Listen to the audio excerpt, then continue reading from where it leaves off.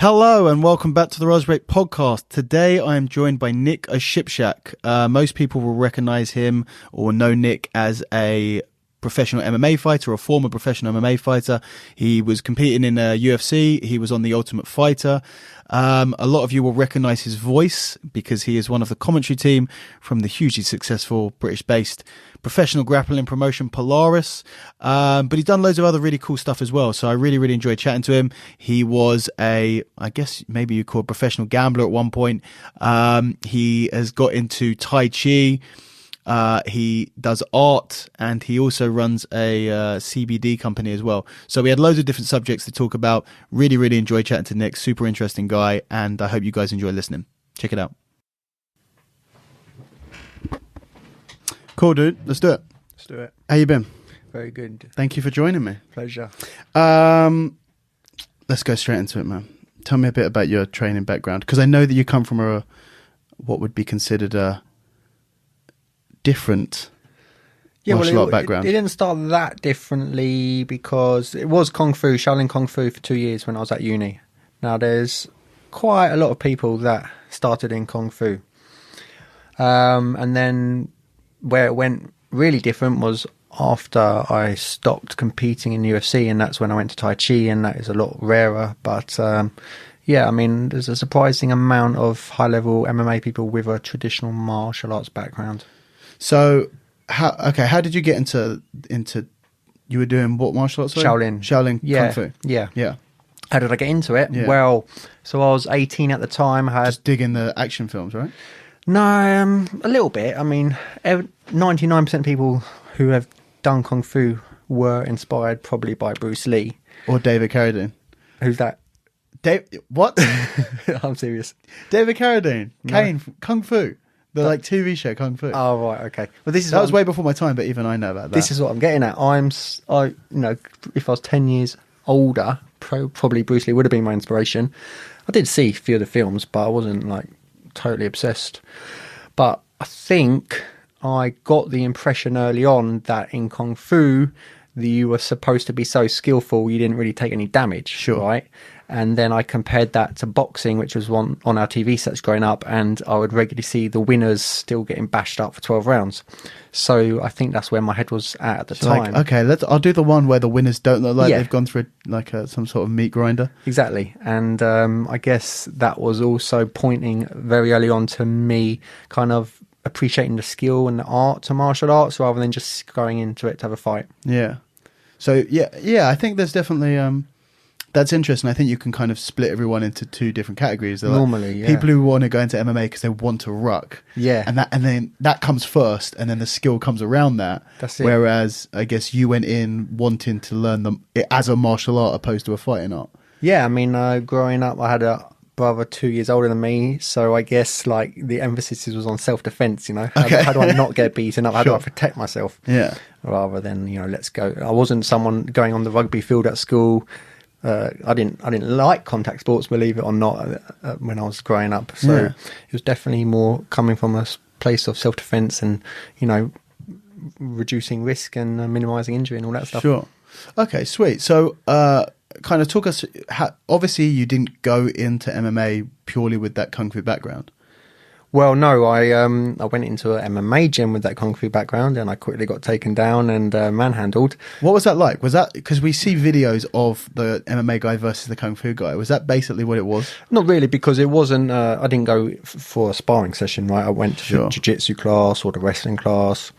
So obviously, I was just the same as any other beginner, and I didn't have any deluded ideas on how well I was going to do.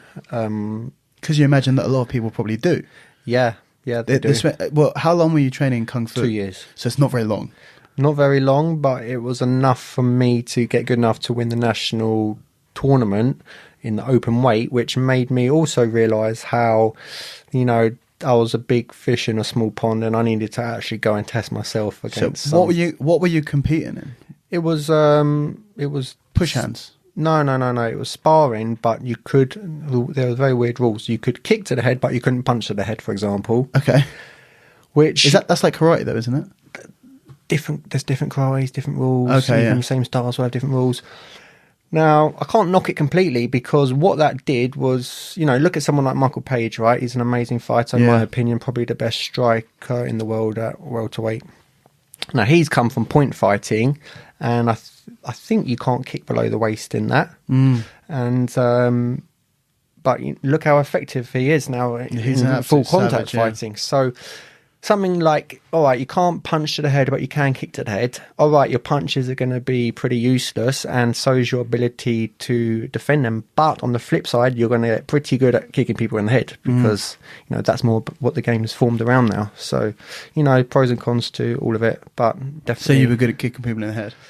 I was, for how long I'd been training, I was good at it. And actually, when I was in Tough 9, I went on to get a nice head kick knockout, which got voted top 10 in the show, which I guess I've got to attribute somewhat to my Kung Fu background. Sure. Yeah, because I guess I never really think of kicking to the head in Kung Fu. You think of a lot more upper body stuff, don't you? Well, there's so many different styles of it. You've got the close quarter stuff, you've got the flashy stuff. Yeah, it depends for sure. There's so many. It's so ancient. Yeah. So luckily you weren't training, because I think a lot of people, when they go into MMA or they do go jiu-jitsu with a traditional background, sometimes they've been doing that thing for like 10, 15, 20 years, and they believe that they are like the most dangerous motherfucker in the world. Yeah. And then they go and kind of have a reality check. Yeah. Well, luckily, when I was at uni, we had this really cool internet. This was like back in the day. Everyone's laptops or computers were interconnected on the campus. Okay. So you could effectively super download from everyone else really quick, like a movie in 10 minutes, which back in the day was amazing, right? Yeah. So anyway, I was getting hold of the early UFCs, and I was seeing Style versus Royce Gracie, how it was going down and how it was playing out. So I knew full well, if you're a so-called black belt in one of these traditional martial arts, primarily focused around striking, it doesn't really count for much at all if you don't know how to grapple. Yeah. So, so at what point did you decide that you wanted to go? You didn't get into it to do the fighting part of it. Well, at what point did you want to get into that? Well, so then I went to the first MMA gym I went to was London Shootfighters, which at the time had one of the best reputations and were producing a lot of good fighters. I think it still does. I think it's still got a great reputation. It's got to be one of the top gyms in the country. Yeah, still it's got a number of good fighters, and I think at the time there wasn't even a lot of competition. Well, that's it. Yeah, and they were one of the first, and they were having success, and they knew what they were doing. They were producing well-rounded fighters. So I went there, kind of threw myself in the deep end, and before long, well, straight off the bat, really, you're surrounded. You know how it is. You go into a gym. It's not like the fighters are training over there and you're training over there. And you don't really see what they do. You're mixed in with each other, and if you're lucky, you get to spar with one of them, or you get to roll with one of them or something. So very early on, I was interacting and training with these same guys that were a bit of a name on the national scene in Cage Rage. Back in the day, that was the main show, and then there was Cage Warriors as well, run by different people. So then, you see how you're getting on, and you're comparing yourself to them, and you realise, hang on a minute, these guys are some of the best guys in the country here. And so then that gets the cogs turning in your mind, and it gives you stuff to aim for, and you think, well, if I'm having wars in the gym, well, I might as well be getting paid for it, or they might as well be going on my record, or I might as well be getting some recognition, something along those lines. And did they, like you said that you're having wars in the gym? Did they spar pretty hard there? Yeah, they're known for very hard sparring. Yeah.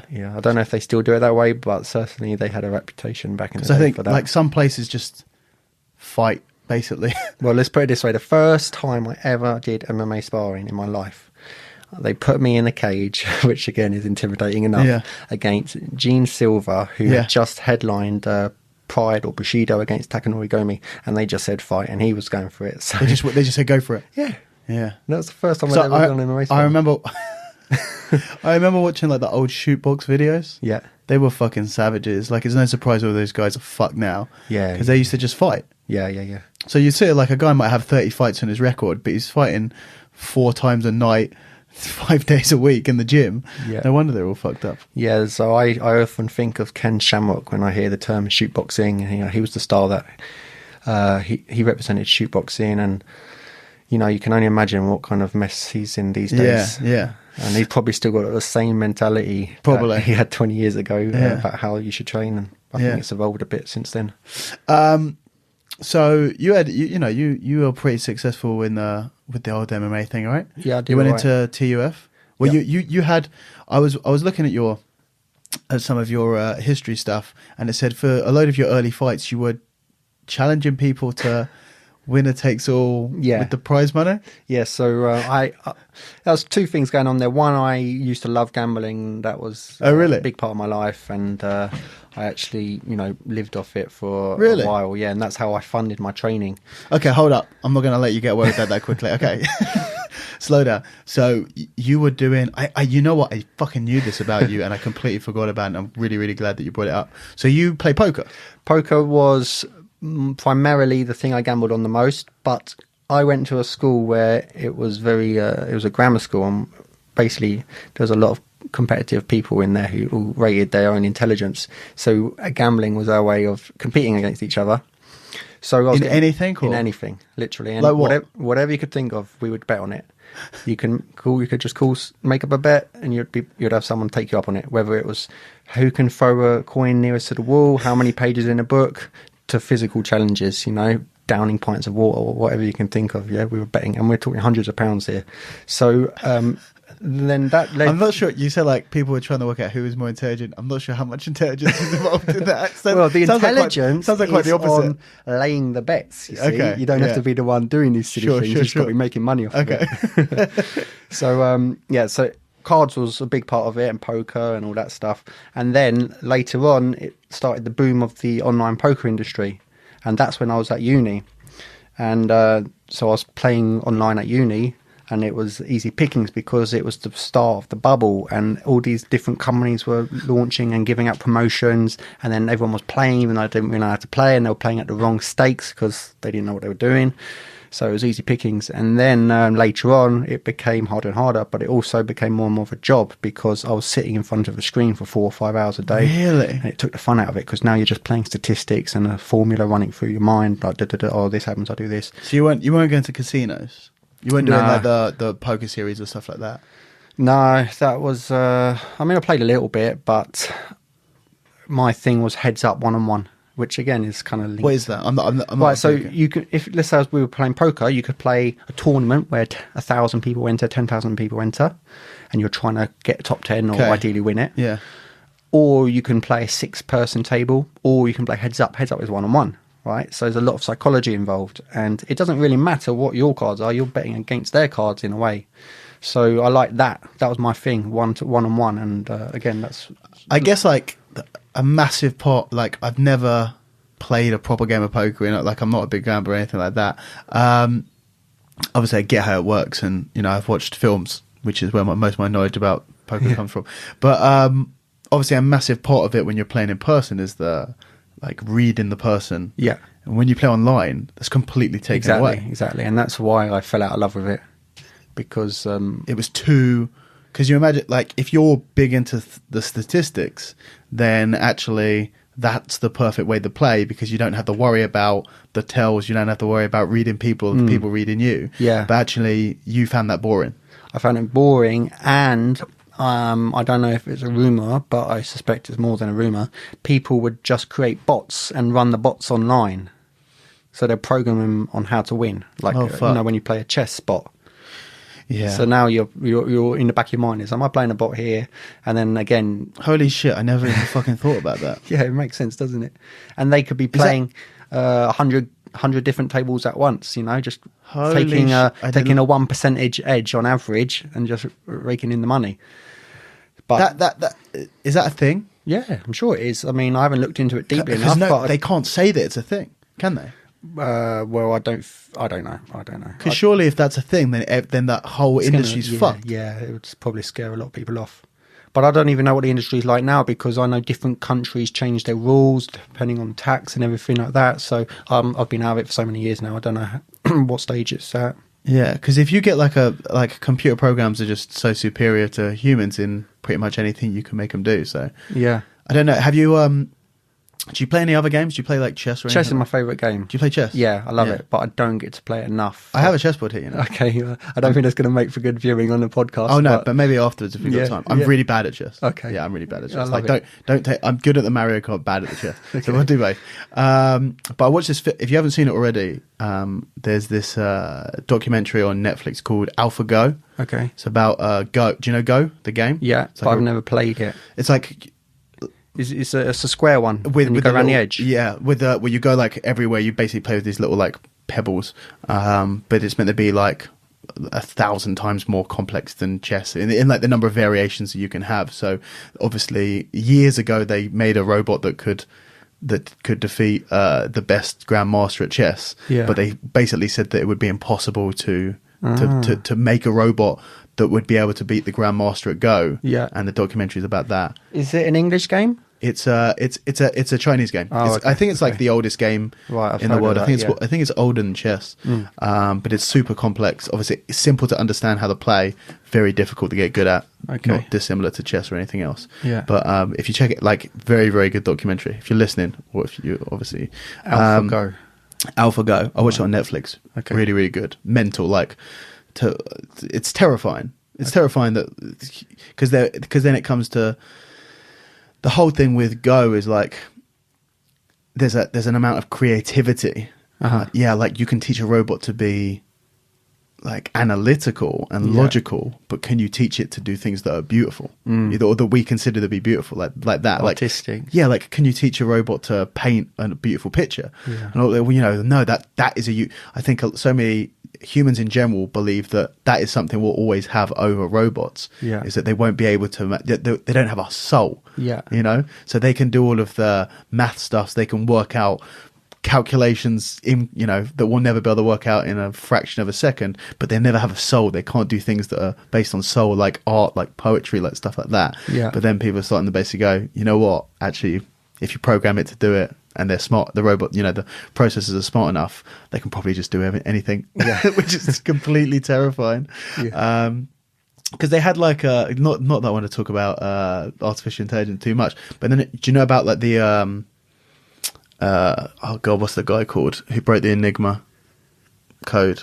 I don't know. Alan Turing, the Turing test. Do you know about Turing test? No. It's like basically he came up with the idea that artificial intelligence, it was a test whether you could create artificial intelligence. Okay. And that is if you could trick someone into thinking that they were not talking to a robot. Okay. So you talk to a person and a robot over message and they would reply back, and whether you could trick them. And like a couple of years ago, a robot passed that Turing test. Okay. All of this stuff is just fucking terrifying. You're trying to think. Well, it's so annoying now how most customer services are obviously just a bot. Yeah, so at the moment, obviously, it was obvious, like super obvious, because you'd pick up the phone and go, on the dial, press 1, press 2, but then they got better, and it would be someone talking. And have you heard those? Yeah, I get like 1,000 cold calls a day. No, I don't like them. It's fucking weird because like, hey, how you doing? And they would just wait. Yeah. But then you wait, and then they talk again. Yeah, and then they talk again. But it takes a couple of seconds. Yeah. Now I'm telling you, in a couple of years' time, you're not going to be able to realize, because you'll ask them something stupid like, what's your favorite color? And they go, this is Alexa. Yeah, pretty much. They won't understand. But soon, if they had the similar processes to what Alexa's going to have in 5-10 years, you'll be being called by robots. You'll have no idea that you'll think it's an actual person. Okay, I'm getting rid of my mobile. It's scary, man. I was saying, like, your phone's listening to you at all times. Oh, not this stuff. Come on. Okay. You're a conspiracy theorist. I'm not. But I'll tell you what. Okay, look. Very, very... Do you have an Alexa? No, I'm not getting one. I do have one, and I know that it's listening to me all the time. But I know you secretly like it. It sounds stupid. It's your friend, isn't it? Yeah. It sounds stupid, but when people say, "Oh, your phone's," like, I don't think the government are like. What about camera? Camera's more scary than listening. Yeah, absolutely. Like, but I don't care. All right. I get that there's like all of my information's accessible. I don't care. You just fucking go through it, whatever. But with I don't think that there's someone sitting down with a phone listening to me talking through my phone now. They've got better things to do. Exactly, 100%. But if people don't think that the mic is on their phone the entire time, if you say like, "Hey Siri" to your iPhone and the Siri thing pops up, Yeah, it then was it's listening always for you to listening. say that. Yeah. It's like the mic is on 24 hours a day. Yeah. So if people, and the same thing with Alexa. You ask for Alexa and it pops up. It's waiting for you to say Alexa. My dad Those covers mics are on. the camera on his laptop. Man, He's like, just got a piece of paper over it. I'm pretty sure that their picture came out with Mark Zuckerberg and his camera and his like laptop in the background he had covered over. They definitely do that shit. Yeah. Anyway, we were talking about that took a tangent. We're talking about poker. You playing poker. So you make good money from playing poker online. So basically, I was sponsored, right? So I could play with someone else's money. Wow. And I could keep half the winnings. That's the equivalent of like investment bankers, right? Yeah. Or like people who manage investment funds. Yeah. Where which is basically gambling. Yeah. You get to gamble with someone else's money and take some of the profit. Yeah. That's awesome. So I did that for a while, and then because I was making money from that, and I didn't need much money at the time. Then That was whilst you were at uni? That was whilst I was at uni, yeah. Yeah. And then I did 2 years at uni, had a gap year, where I went back to live with my parents in London. My uni was in Loughborough. And that's when I was training at London Shoot. So the money I was earning enabled me to train twice a day. And I quickly could see that, hang on, the pros are training twice a day. I'm training twice a day. I'm training like the pros here. I'm going to whoop all these amateurs because I can already see how I'm doing against these good pros, and I'm training like them. These amateurs are going to be amateurs. Yeah. So with the gambling experience, I was like, right, I've got to capitalize on this, and I quickly would try and make some extra money because I was used to making more money in a day from gambling than I was going to get paid for these fights, right? So I was like, right, how do I bump these numbers up? Not only that, but it gives you a massive psychological edge by offering them out a bet, because either they say yes, which is great, I want them to say yes because I want more money, or they say no. And if they say no, they're pussy. Yeah, you've done them, haven't you? This is fucking hilarious. This is literally. I was reading this and I was like, this can't be real. This is so funny. And on my pro fight, it's even better now when you're telling me it. I kid you not. On my pro debut, when I asked him if he wanted it, and I'll do it at the weigh-ins. I did this on my last fight. This is what you did every time? No, not every time. I did it probably at amateur. I guess so. You didn't get paid at amateur. I think you get like ticket sales or something like that. You weren't gambling your ticket sales against other people's ticket sales, are you? No, if there was opportunity to gamble, I'd gamble, right? But there wasn't always opportunity for whatever reason. Sometimes I had to go all the way to Sunderland and, just different things happen. But anyway, the pro debut, this one sticks out in my mind because I knew when I asked him the question and he stuttered and he mumbled and he was like, he didn't know where to look, and he was like, I'm not much of a gambler actually. And I just knew there and then he was done, kind of thing. And that's how the fight went down. And you finished him quick. He didn't land a punch or a strike, and I did my infamous windmill punch on him, which was quite a spontaneous thing. And what is that? Where you just whip your arm around and then hit him with it. And it became a bit of a thing. I did it in the UFC later on, and it was just kind of spontaneous. But anyway, and then I pulled out this when I fought in 2015, which was after a 5-year break. I had to pull out the offering them out for money again. You had to do it again. I had to do it again, and he didn't pay up immediately, right? He didn't pay up. Oh shit! So then So did it? Wait, back in the day, did anyone take you up on that offer? Yeah. My second pro fight, he was in Brighton. He was called Jeff Hayes. He was, have you heard of Sol Gilbert? Yeah. Sol Gilbert from CT. Brighton. Yep. Yeah. He was running the show. It was his student. I put the bet in through Sol. So Sol had to pay the winner all the money. So I knew I was going to get it that way. And again, he didn't land a punch, and he was fuming, and I got the money, and that was all right. But I pulled out the same move on my last fight, and he didnn't pay up, right? Just thought it'd jog on back to Newcastle, and that'd be the end of it. So a few weeks later, I had to put a tweet out saying, "Oh, we had a little bet, didn't we?" And then he quickly paid up. Did he pay up? Yeah. Really? Yeah. Just based on the being humiliated over social media. Exactly. Didn't even have to send any bailiffs around. No. Brilliant. So, did you ever make the bet? And I guess you didn't lose. No, I didn't. You went undefeated before you went into UFC, right? Yeah. 3-0, then tough, and then I was in UFC. Was Dana up for gambling? I didn't at that stage. I didn't. Yeah. Before then, I knew I had the big edge. Supremely confident. I had the big edge. And then when I was in UFC and I've only had 3 pro fights, I was like, okay, I'm not so so sure how it's going to go down here. Yeah, and you're betting a lot more money at this point, and you actually need the money what you're earning. So, so you went on TUF. Yeah. How was that? That was good. That was good. It was it came at a good time in my life, age-wise and responsibility-wise. How old were you then? 24. Yeah. 23. Single. And to be honest, I was thinking of quitting MMA at that point. And then this came up, and it was in London. It was UK versus US, and it was at welterweight. So I was like, right. That was Bisping Hendo, right? Yeah. Yeah. So I was like, this is perfect. I've got to go for it. Otherwise I'll regret it. And then I got in, and it was really good. Nice, man. What's that like? I've spoken that. Who else did I have on here who was on TUF? Dean, I think. Yeah. Yeah. And what was that experience like? He was on the same one? Yeah, we were on the same one. Yeah, it was really good, really good. I mean, it was probably different for everyone involved, but for me, it was great. I mean, I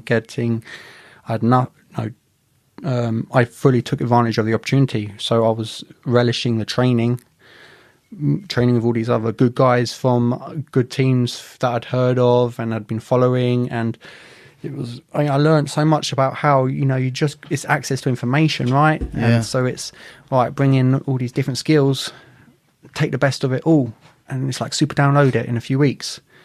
And then obviously being in America, in Vegas and a mansion was a new novel experience. And how long is it again? 7 weeks, something like that. Yeah. It's quite a while. Yeah. To be cut off from the rest of the world.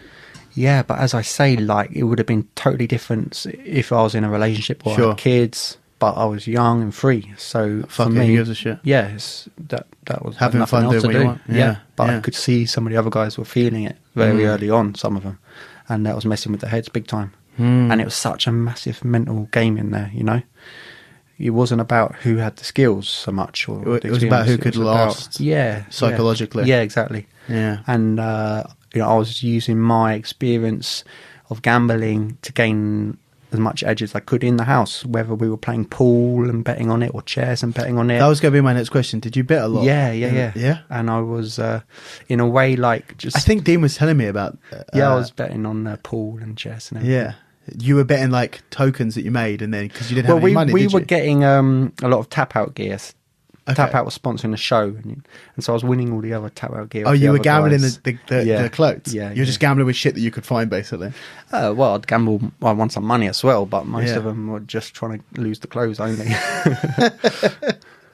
That's interesting. I guess there's a lot of the psychological play with the huge. So did you, for the stuff with the gambling, because you were basically a professional gambler? Yeah, I mean, I suppose. How long? Well, since I was 15 till about 23. 15? Yeah. Everyone in my school was working in Sainsbury's except me because I was winning their paychecks. Really? Yeah. Wait, so what? You weren't playing poker at that point? Yeah. At 15? Yeah. Oh, really? Yeah. Well, you weren't meant to be, obviously, but... No, but we were playing like 4 hours a day, probably on average. Really? Yeah, we were loving it. We would skip lessons to play after school. It took me an hour and a half to get to school, right? So I had a lot of time on the journey. How much money can you make? How much money will you make? If you don't mind me asking. Well, some days I was coming around with 500 quid in cash. Really? And that's a lot when you're that age. Yeah, that's a huge amount. What it gave me was a lot of experience dealing with extreme pressure and getting used to putting myself in situations where I had everything I owned on the line and more.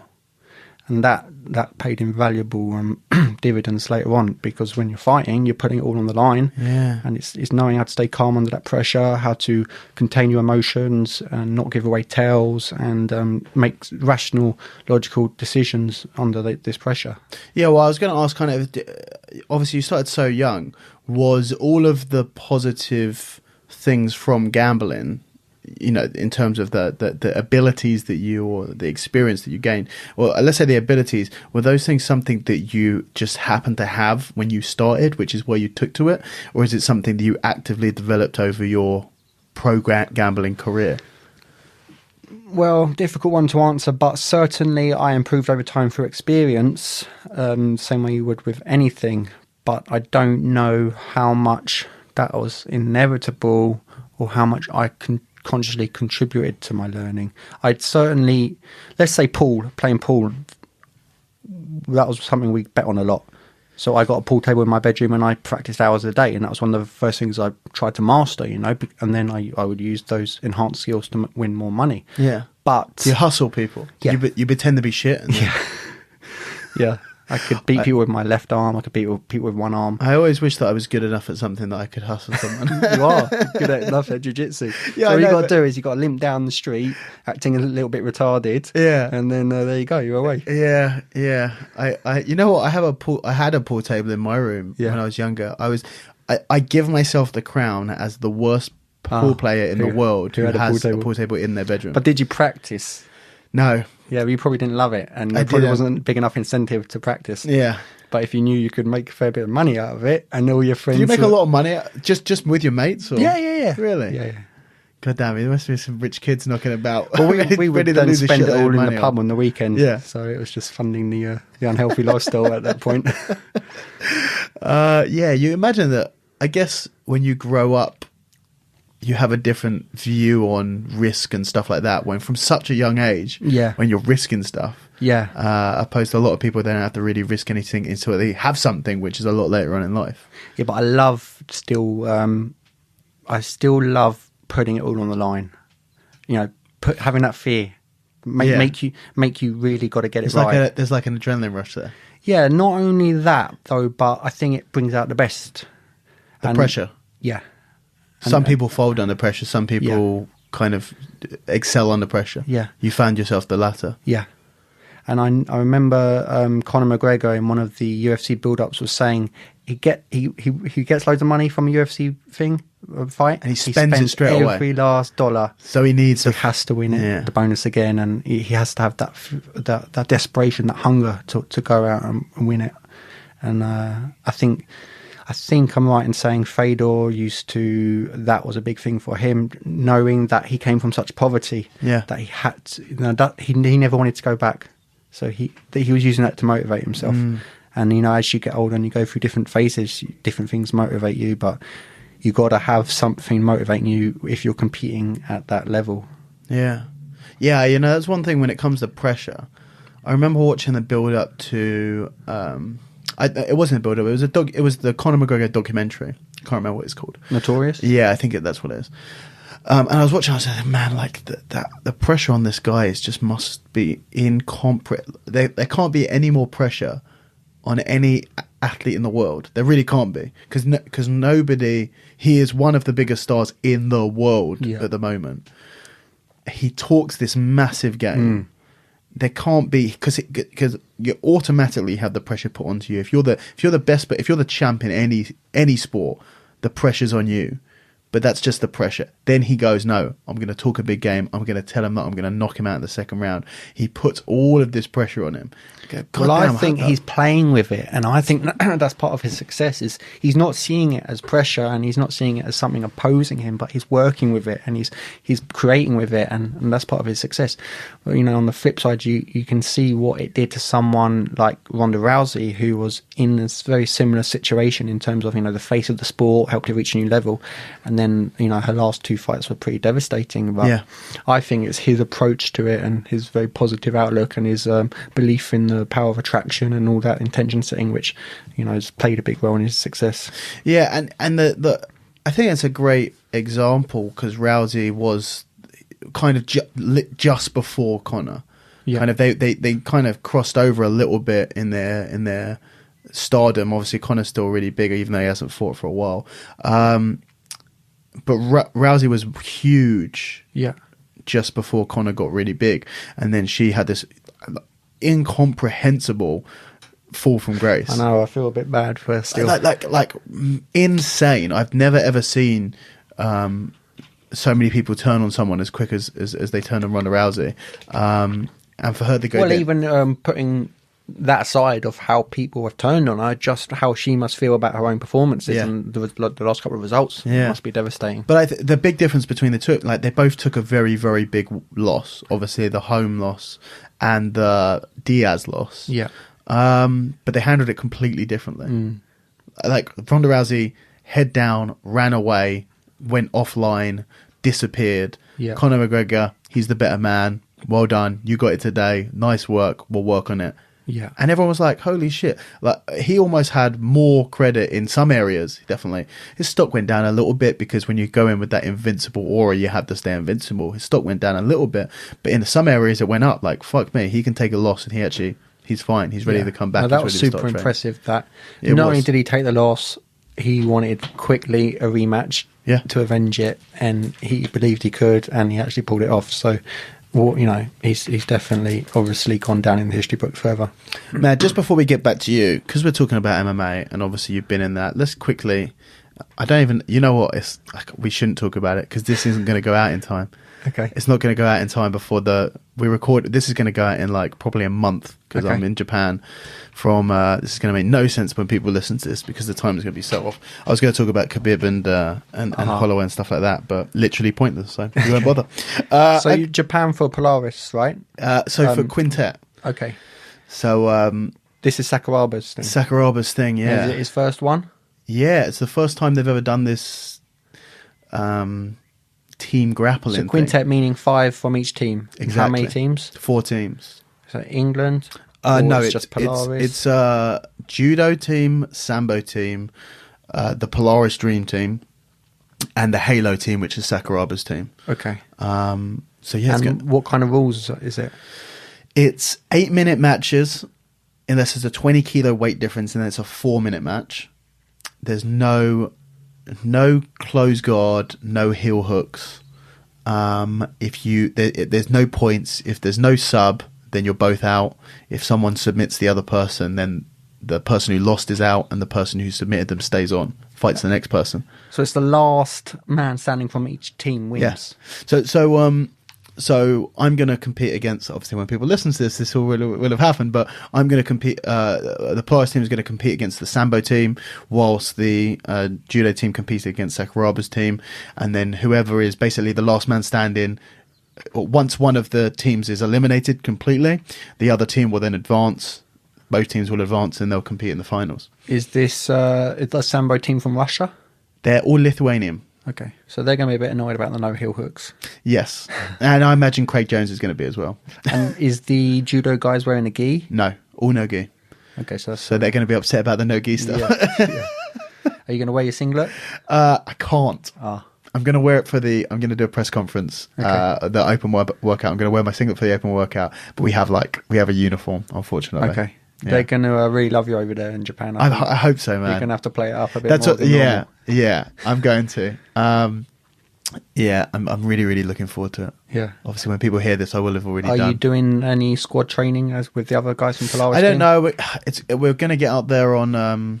we're going to get arrive on Sunday, and then we compete on Wednesday. So it's going to be very, very close to the event. Can't you get out earlier? Because I've heard you need like 2 weeks out in Japan to acclimatise. I'm fucked then, because it's next Wednesday. Okay. I'm not expecting to acclimatise. I'll bust some melatonin you can take to help you get over it. We've got like 2-3 days. Okay. Yeah, it's going to suck. What are you going to do as soon as you land? I have no idea. I haven't thought of that. Do you any ideas? I would do some cold water stuff. Yeah. And some breathing, like hyperventilating stuff. Some Wim Hof stuff? Yeah. Wim Hof? And just try and reset the body as quick as possible. I'll do that. Yeah. Just get in a freezing shower and do some breathing. Yeah, I think so. Okay. It's worth a try. Okay, yeah, 100% I'll do that. Do you have to do any weight cuts or anything like that? No, my weight's good. Okay. My weight's good. So, let's go back to you. Okay. You were in the UFC, and you had success in the UFC. Yeah. And then you quit from fighting? Yeah, so basically 24, I had fallen out of love with competing. Okay. It had become a job, much like a few years earlier the poker had become a job. I was no longer finding myself doing... the scale had tipped between doing things that you love and doing things because you feel you've got to do them, right? So hill sprints, weight cuts, these were no longer fun things. And to be honest, I never really enjoyed the fighting. I enjoyed the training and the learning. Okay. So I had 3 decision or split decision losses. And 3, wow. You had 2 split decisions. 2 out of 3 were split decisions. Wow. And that's got to suck. Well, for me, it was a way out. That's how I saw it. Because I had fallen out of love with it, it was like, okay, it was a relief. Yeah. It was like, okay, I don't have to. The dilemma was taken away from me. Sure. And so it was a relief. Yeah. Because even though I knew I wasn't enjoying it, it was hard to walk away from it. Because, hang on, you're in the UFC, you're getting paid to travel and be a professional fighter. You can't just walk away from it. And then this came up the way it came up. So it's like, okay, cool, time to move on to something else. And then there was a great sense of freedom after that, and I fell back in love with doing things because I wanted to do them the way I wanted to do them, not because I feel I had to do things a certain way because I had a fight coming up. Yeah. So it was great, and then I did moved on to different type of training, yoga and Tai Chi and stuff like that, and I just found this whole new way of training and rediscovered my body and started fixing and healing my body and rebalancing it, because it took a bit of a beating from the MMA training. Not just a beating, but it took whenever you train for any specific sport under specific rules, you're shaping your body in a particular direction. Yeah, it's not going to be balanced. Yeah, so it took me a good 2 years to just realign stuff. Wow. And obviously it's an ongoing process, but I think 2 years of just ironing out the major kinks. Is that something that you had in mind when you quit fighting? You're like, no. Okay, my body's a bit messed up, I'm going to try and fix it. No, I wasn't aware at the time. I mean, obviously, you're aware you've got aches and pains, like lower back was one of them for me at the time. And I was thinking, is this the jiu-jitsu? Is it because I'm doing so much driving to get up to Nottingham every week? Who knows? But, as soon as I could remove the strength conditioning side and reduce the intensity, and I started introducing some of the softer training, I started ironing out those kinks, and I can't really describe it in a better way, and it just felt nice. That process of rebalancing the body felt nice, and I fell in love with it, and I just continued down that path. So you were doing yoga. Yeah. Why did you pick yoga? Just like because everyone says that yoga is really good for you and you should do it? I don't know. Actually. I don't know. Maybe it's because I sucked at stretching and I didn't like stretching, and I thought, all right, let's move towards what you don't like and what you're not good at. Yeah. And then maybe I found some of the benefits quickly on. I don't know.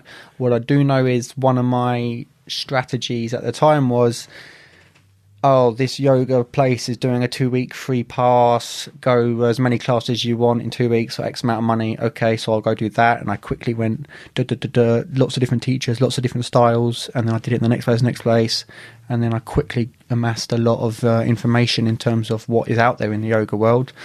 And I think before long, I was just started to get the benefits, and I stayed with it. Yeah. I don't like yoga. Fair enough. Yeah, I tried it. Yeah, I tried it. Well, your body type is probably the body type which will least like it, to be honest. No, I really hate it. I tried it as well. Sebastian Brosh gave me a subscription to Yoga for BJJ. I said I'd do 10 days. I did like 5 days. I'm going to, at some point, I'll try and do 10 days again. It didn't. Loads of people, because I had them on the podcast and I said I was going to do it, and loads of people afterwards asked me, did you do it?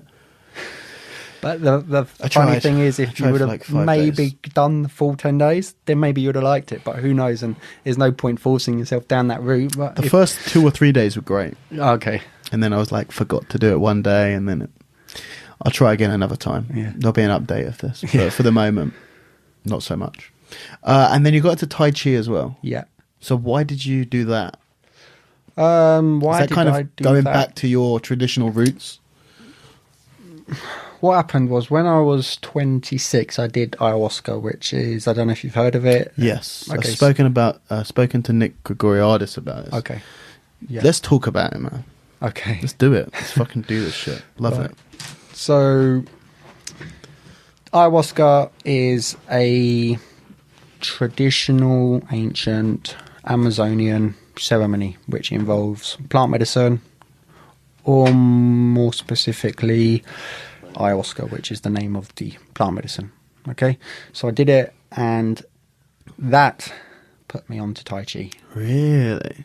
So for those, to elaborate more, it's DMT basically. That's the active ingredient. Yeah, in and it. the ayahuasca. So if you smoke DMT as a compound, it's very quick. Yeah. And the ayahuasca is a root. Yes, it's two different parts of the tree which, taken in combination, create the effect. And basically, it changes the way that it's absorbed, and it makes it a very long trip. Yeah, it's also a holistic experience. Yeah. Whereas if you're just doing DMT, it's isolated, Sure. and it's not the full experience. Have you done DMT? No. That doesn't interest you. You want the holistic Yeah, approach it doesn't to interest me. Yeah. Okay. And Well, when I say it doesn't interest me, I'm interested in it, but I'm not tempted or to do drawn it. to doing it. Yeah. And is ayahuasca the only holistic, like hallucinogenic spiritual experience that you've experienced, or No, but that was the most profound? That was the first major profound one. Yeah. What was it like? Hard to put into words, but life-changing and eye-opening, third eye-opening. Yeah. And Had you done any hallucinogens beforehand? no, I don't think so. No. But if I had done, it might have been mushrooms, but I don't think I did. And certainly nothing which compared to what I experienced. Yeah. What was it like? Because I've done like nothing ever, no drugs. Well, then you won't be able to conceive of it at all. But like I think even people who have, but like I'm not interested in doing a lot of like any recreational drugs, but I am interested in doing something just because the people that I've spoken to have done it have said like it's been such a profound experience. Yeah, it certainly was profound. And did you go into the jungle to do it, or No, I did it in London. Really? Yeah, but with a proper shaman and stuff. Yeah, I didn't even know they did it over here. It's since then, and that was 9 years ago. But now, I didn't really talk about it because no one really knew what it was. But now everyone's kind of heard about it, and it's a lot more accessible. And I got people regularly like going to Wales to do it, and Holland, and just wherever. So because it's Amazonian. Yeah, yeah, from the jungle. Yeah, I think if I ever did it, that's where I want to go do it. Yeah, I can understand that. Fuck it, go all the way. Exactly. When in Rome. Yeah. And that's more hardcore because you'll probably be doing it multiple nights back to back. Oh, really? And so there's like no escape, it's just you're thrown right in the deep end there. Yeah. Not that you're not thrown in the deep end normally, but certainly the deep side of the deep end. Jungle, exactly. You've got the animals and all that stuff going on. And fuck, maybe I'll change my mind actually. Anyway, now I'm thinking about it. Yeah, don't think about it, just go. Yeah, so how was it? It was really yeah. Evidently, it had a profound effect. Yeah, it changed my whole life, and in what way? In every way conceivable, from the way you understand things, to the way you understand yourself, to the decisions you make thereafter, to the way you interact with people and the environment, and the way you think your life is heading, and anything possible. Your understanding of health, your understanding of your past, the understanding of the past decisions you made, the understanding of everything. Wow. Yeah, that's crazy. Just like a light switch. Yeah, because imagine right now you were teleported to another dimension, and then you were teleported back here. Yeah. You wouldn't be the same person, would you? Sure. Everything would. Yeah, but you wouldn't be the same because you'd be technically in the same body. Yeah. But your understanding of everything has shifted now because your perception has changed. Everything is relative, so your perception has changed. Yeah. So, what did that cause you to do? How did you take that change? How that changed you? What did you? Or how did you move forward with that? Firstly, I was so at this point I was running an MMA gym in London called the New Wave Academy, and it was doing well. And I was receiving a strong inclination to go travelling. So I gave it to two of my students and I went travelling with my missus. And with no plan on where to go or for how long. But, I was just going to catch a flight somewhere and play it by ear. So... How long did you travel for in the end? Well, so I started making the steps, and then 2 weeks before we were due to leave, we found out she was pregnant. Oh, wow. Which was a bit of a shock. But what it meant was she wanted to come back to have the baby in England and to be near her parents or her mum, right, which is understandable. And you can't fly after a certain point, after a certain period of pregnancy. Yeah. So what it meant is she had to come back after 5 months, and I stayed out 1 more month. I did New Zealand on my own, and then I came back. So in the end, I went for 6 months. How was that? It was awesome. Yeah. Really, Where'd you go? Indonesia, Thailand, Malaysia. A lot of Asia. Yeah. Yeah. I've never, like, Japan, I'm leaving for, obviously I will have already have gone when this goes out, but I'm leaving on Saturday. It'll be the first time I've ever been to Asia. Everyone says they love Japan, and I definitely want to go there one day. Have you been? No. Yeah. I think you're going to have a great time. Yeah, I'm looking forward to it. Hopefully you'll get a bit of chance to explore. I'm staying for a week afterwards. Perfect. So I'm planning to go back next year for a little bit longer. Yeah. So yeah. Cool. You make some good connections out there as well. Hopefully. I want to, you know, my goal in life is to become some sort of like weird Japanese celebrity. I don't care about anywhere else. It's getting done. The White Bob Sap. Yeah.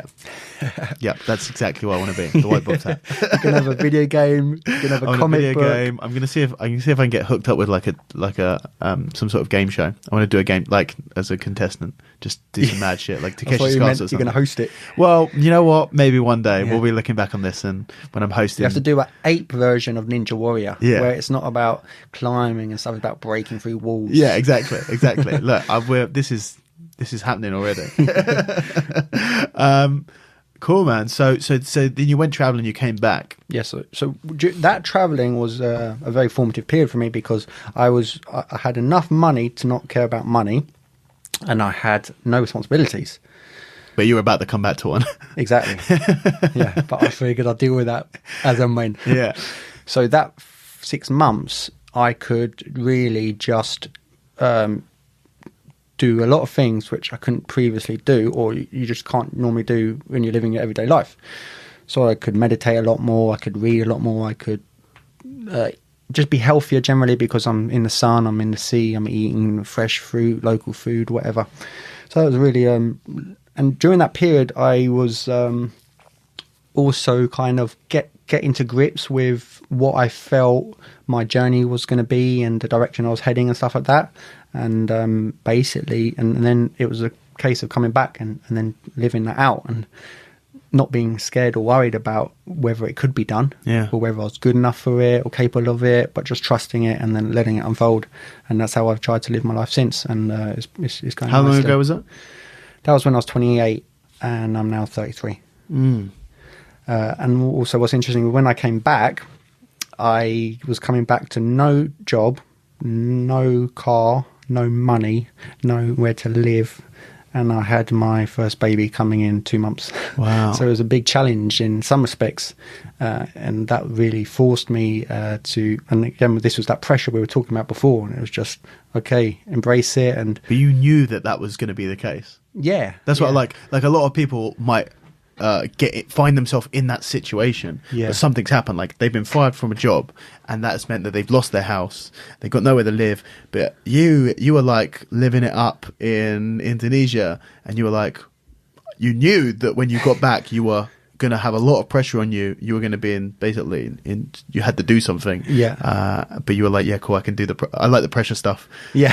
Bring it on. Exactly. Yeah. So it was, I like, new experiences and new challenges, and that was definitely one of the more challenging periods of my life. Yeah. Let's come back to that. I want to go back into the Tai Chi stuff. Yeah. So talk to me about how you got into Tai Chi, because I've not spoken to anyone who's done Tai Chi.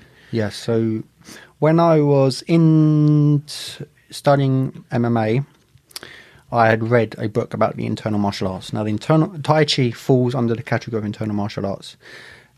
The more familiar martial arts that you've heard of, although there's definitely some crossover, will generally be classified external martial arts, right? What's the difference between two? Hard to distinguish exactly, and I got asked this 2 days ago on another podcast, but it's hard for me to define. But I would say in the internal martial arts, you're more focused about creating change internally in your own body, your own mind, your own intent, your own thoughts to affect external change. Whereas external martial arts, perhaps you're more just looking on the outside to take a more direct route to affect change. Okay. That's the best I can come up with right now. Yep, that's fine. Yeah. So I'd read a book called The Power of Internal Martial Arts. Yeah, and it's a bit of a well-known book by people in internal martial arts. It's interesting that that stuff appealed to you coming from a professional MMA background.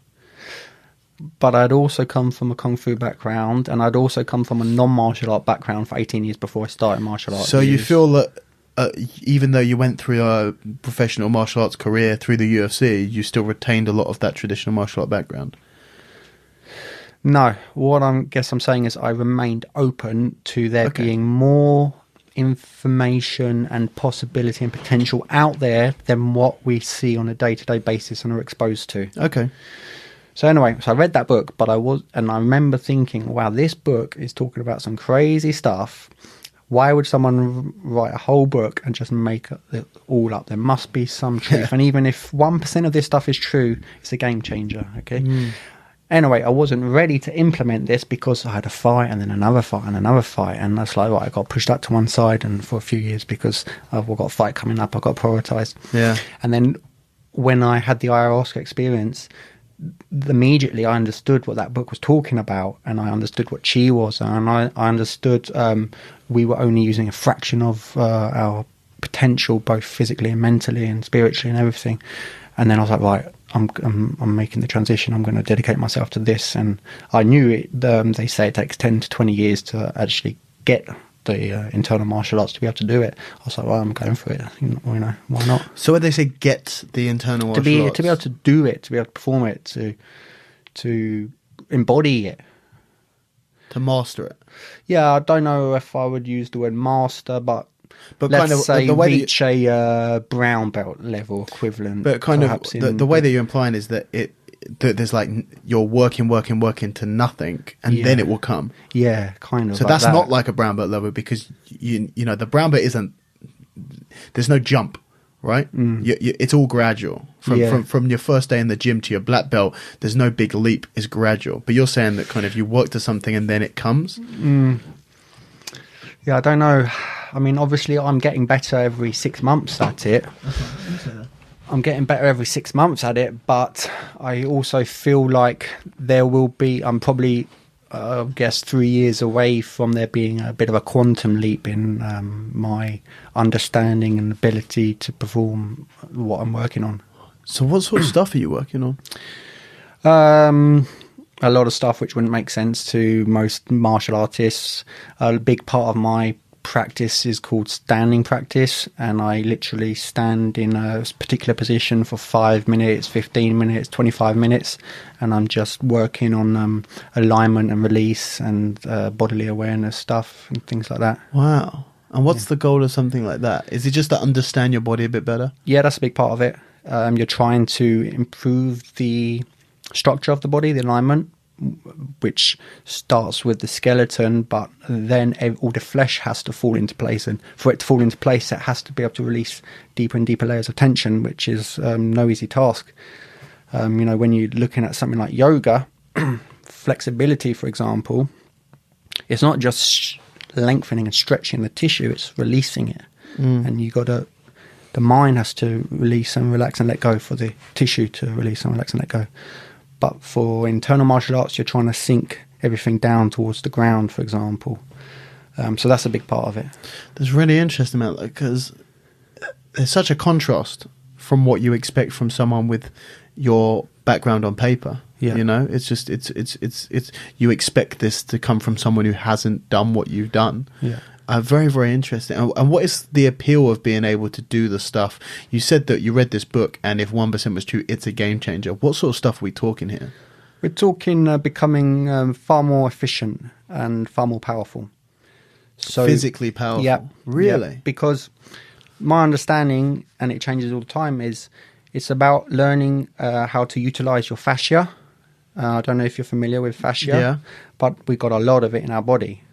Now, muscle you're going to get to 30, 35, 40, and then your muscle's going to start decreasing it's going to degrade a bit, okay? Same with, I think, tendons and ligaments and stuff like that. But your fascia, if you can get into training your fascia, that's only going to improve with age. So decade after decade, you're improving. And that's why a lot of these stories about the internal martial artists, the masters are the old ones, because they've been training their fascia system. and that's how they're generating their power. Okay, so with stuff like Kung Fu, with there kind of a couple of examples of some guys, why, because this is the argument that a lot of people have, why isn't there more Kung Fu guys, pure Kung Fu guys coming in and destroying everyone in MMA and stuff like that? Well, I think in my experience, there's so many different styles of Kung Fu. You have external and internal styles of Kung Fu. With the within the internal styles, there's many, and I would say 99% of those people don't really still understand what it is they should be aiming towards. Sure. So the type of person that is drawn to competing is very unlikely to be the kind of person that can comprehend the kind of training they're actually aiming for. And it takes a long time of training in a particular way with a particular ideal and intent to gain the benefits. So it's almost polar opposite to training for a competition. Yeah. That's almost detrimental to developing the quality the internal martial arts seek to cultivate. Sure. So they just don't. It's a non-competitive, because they're kind of looking. Well, when you're training for competition, you need stuff done. I need it done in 8 weeks. Yeah. This is looking, no, that's take 20 years. Yeah, and it's the mindset which goes with it. Training, competition, it's almost putting tension into the body and into the mind, because it's a fight mentality, me versus this person, whereas the internal martial arts are about harmonizing, not opposing. So it's polar opposite, really. That's interesting, man. So you feel that you're 2-3 years out from taking a big leap forward with this stuff? I could be completely off.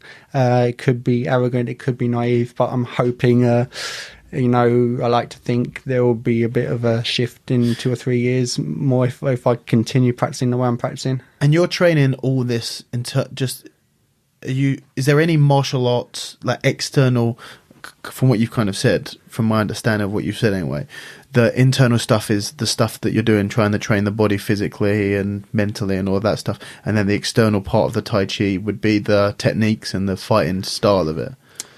Or is that just like a different style of Tai Chi altogether?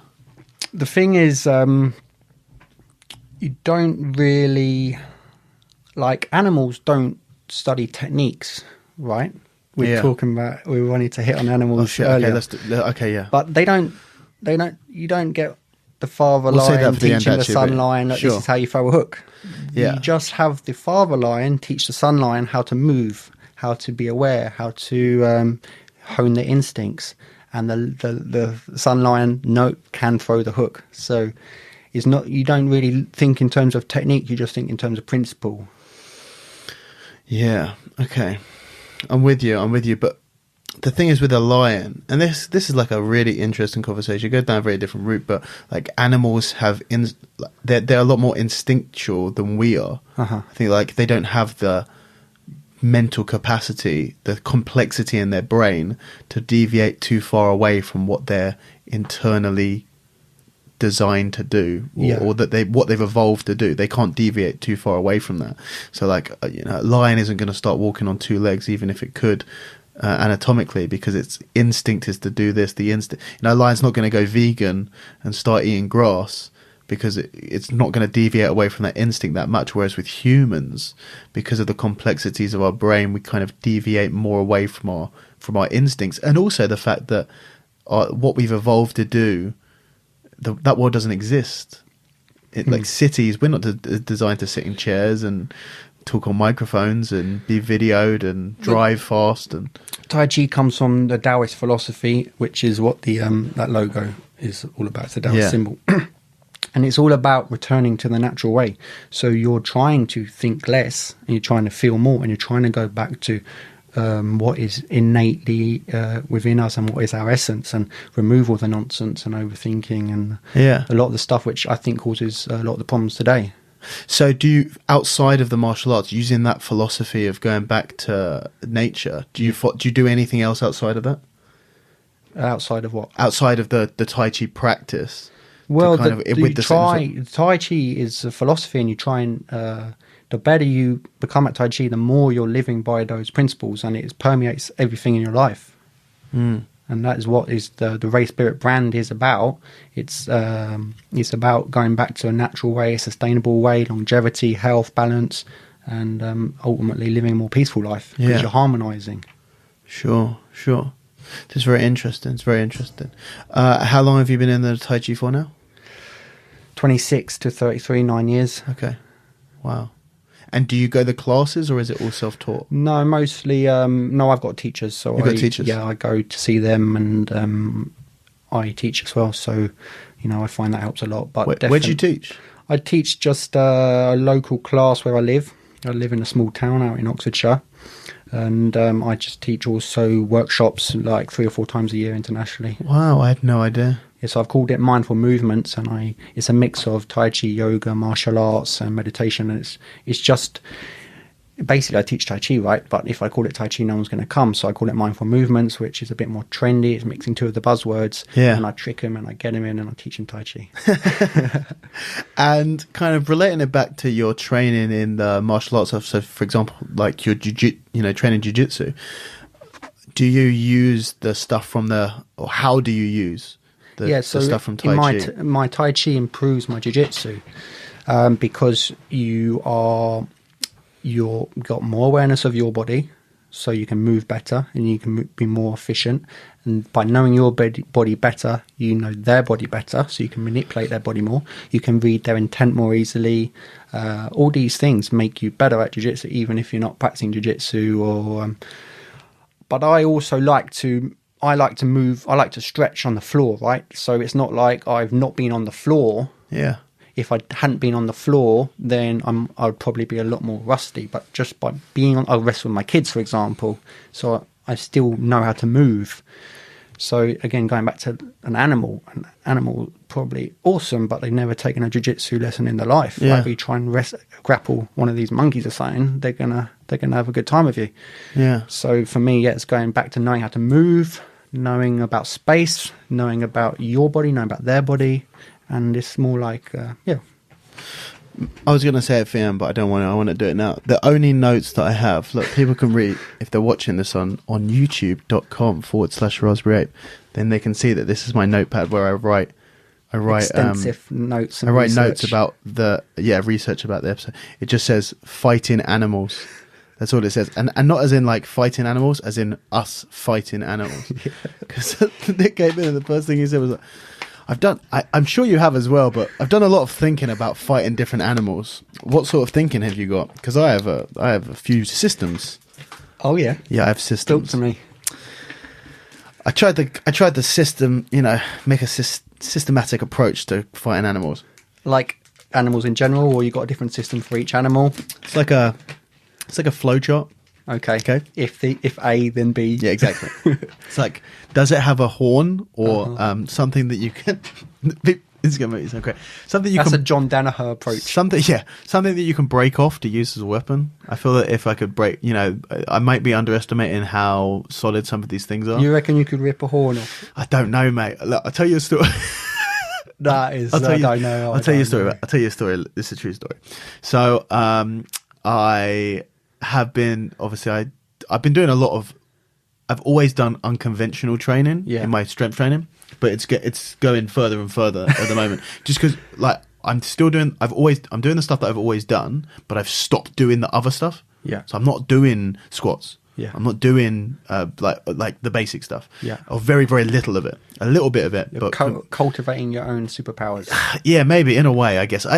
You need the foundation first and strength to be able to do that. But I'm doing a lot more weird shit and just having fun with it. Yeah. And just kind of trying to be more functional in different ranges. Yeah. So I've been doing this thing where I've been there's this online competition that David Horn's running, which is a metal bending competition, and you basically try and bend a metal bar over your shin and then try and close it in between the legs. So I've been training for that, and then I was thinking I want to try and snap some other stuff.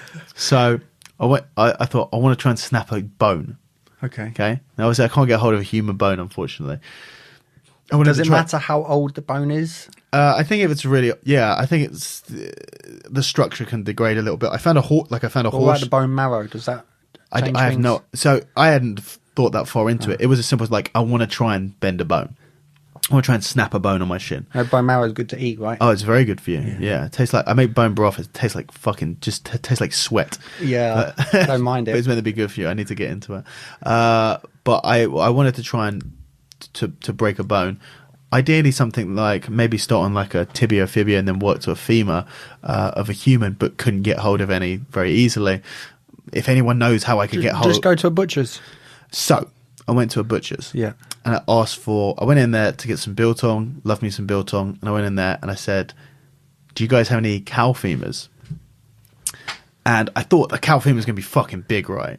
But I was expecting it to be thick, but also very long. And I said, do you have any cow femurs? And they said, yeah. I was like, oh shit, can I have one? They were like, yeah, sure. Do you want me to go get it now? So they go get it and they bring out this thing. The cows are not built, newsflash, not built like humans. Our femurs are one of the longest bones in our body. Their femurs are tiny. They're like their metatarsals are really long. So we've got like the femur is the top part of the leg, it's like the quad, and then the tibia and fibula are the shin, and then the metatarsals are might be metacarpals. I think it's tarsals in the foot are the like foot bones. The cow's completely different. Okay. Their metatarsals are really long. That's like their shin. What's that? What about a rib? Yeah, well, maybe a rib. It's a nice shape, isn't it? It's bowed already. But anyway, I asked for a femur, and it's basically a fucking block. It's tight. It's like it's only probably twice as or 3 times as long as it is thick. Okay. And I looked at it. I was like, there was absolutely no way in fuck I could ever even move this thing because it just didn't have the leverage. It wasn't long enough. Yeah. And I said, "Oh, is that it?" And they're like, "Yeah, that's it. Do you want it cut?" Okay. And they're like, why? What do you want it for? And my mate behind me completely called me out. He's like, he wants to snap it. And they were like, what? What do you mean you want to snap it? And he was like, he wants just from behind, he's like, he wants to snap it with his bare hands. And they looked at me. Honestly, this butcher looked at me. There was 2 butchers there, and there's a guy, another patron of the establishment. And they both turned around at me and looked at me like I was a fucking I was an actual idiot. Yeah. One of the more embarrassing moments of my life. And I kind of shied away and left. So I never went back. Yeah, no, I never show my face there again. But I think I might be underestimating. Going back to fighting animals, I think I might be underestimating my ability to snap like an antler off of a stag or something like that. It's probably really, really hard. Well, you're no closer to knowing because you didn't try. I'm absolutely no closer than that. I think he actually said you'll end up in hospital before you snap this with your bare hands. So he's probably right. But let's say a horn or an antler. Yeah, is that bone attached to bone, or is there something between the bone and the bone? Because that's going to change things, isn't it? I don't think that I could like pull a rhino, like a rhino's horn off his face, or that would be hard to get as well. Yeah, we're going to offend a lot of listeners actually with this conversation. Or hypothetical, so it doesn't matter. You know what? My goal for this conversation is that one day, hopefully not, touch wood not, but if one day someone finds himself in a confrontation with a wild animal and it is a life or death situation, they call upon the knowledge that they're about to pick up in this conversation, and it saves their life. Yeah. So you never know. Listen carefully.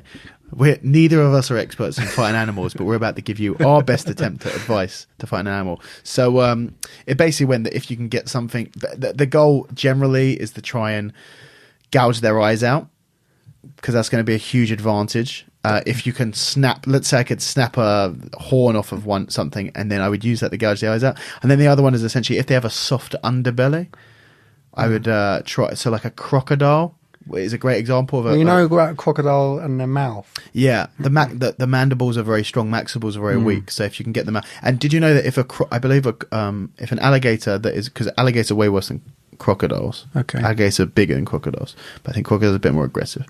But they're longer than, I believe, 12 foot, which is fucking big. But if they're longer than 12 foot, you can sit on their back legs and they cannot touch you. Okay. They don't have the mobility in the spine. Okay. Please don't. I was joking, like I was saying before about you guys taking advice. Please don't sit on a fucking crocodile and then get bitten by a crocodile and say, "But Dan said it can turn around and beat me and bite me."